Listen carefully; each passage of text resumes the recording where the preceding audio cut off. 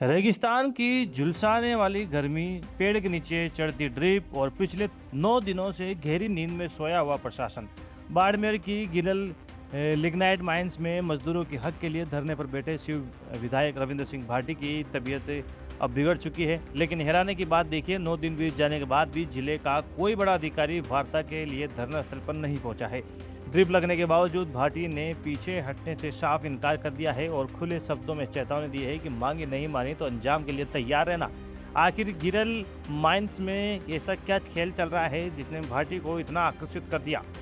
नमस्कार, मेरा नाम है सलमान पठान। आप देखना शुरू कर चुके हैं रॉयल पत्रिका।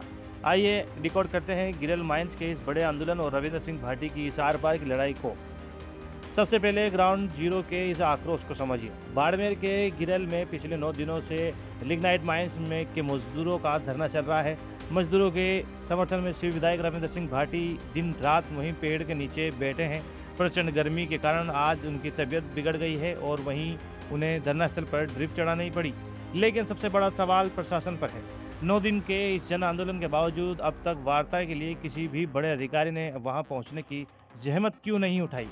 भाटी ने साफ कह दिया है कि किसी भी कंपनी को स्थानीय लोगों की अनदेखी और शोषण करने की इजाज़त नहीं दी जाएगी। आखिर ये पूरा विवाद क्या है? क्या ये लड़ाई सिर्फ रोजगार की नहीं बल्कि स्थानीय लोगों के सम्मान और अधिकारों की है?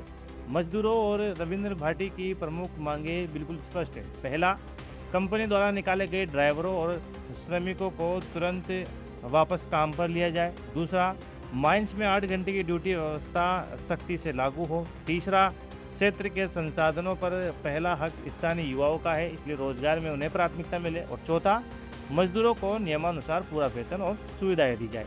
भाटी ने साफ कर दिया है कि मजदूरों के सम्मान से कोई भी समझौता बर्दाश्त नहीं होगा। यह आंदोलन अब सिर्फ मजदूरों तक सीमित नहीं रह गया। धरना स्थल पर महिलाओं, बुजुर्गों और युवाओं की भारी भीड़ पहुंचने लगी है, जिसने इससे एक बड़े जन आंदोलन का रूप दे दिया है। महिलाओं ने साफ कह दिया है कि उनके परिवारों के भविष्य की लड़ाई है ये। इस बढ़ती भीड़ और जन समर्थन के बीच रविंद्र सिंह भाटी ने कंपनी प्रबंधन और प्रशासन को आखिरी अल्टीमेटम दे दिया है। अगर जल्द ही कोई ठोस समाधान नहीं निकला तो इस शांतिपूर्ण संघर्ष को एक बहुत व्यापक और उग्र आंदोलन में बदल दिया जाएगा। जब एक चुना हुआ जनप्रतिनिधि चिलचिलाती धूप में ड्रिप लगाकर बैठा हो और प्रशासन ऐसी कमरों से बाहर नहीं निकले तो सिस्टम पर सवाल उठना लाजमी है।